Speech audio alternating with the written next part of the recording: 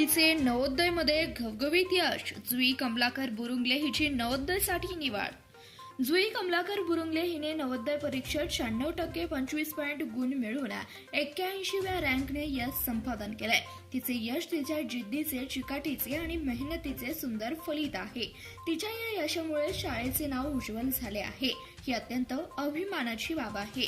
तिच्या या यशामध्ये तिच्या आईचा मोलाचा वाटा असून तिचे आई वडील आजोबा तसेच वनिता गुत्तेदार मॅडम यांचे मार्गदर्शन, संस्कार आणि सततचा पाठिंबा यामुळेच हे यश शक्य झालंय।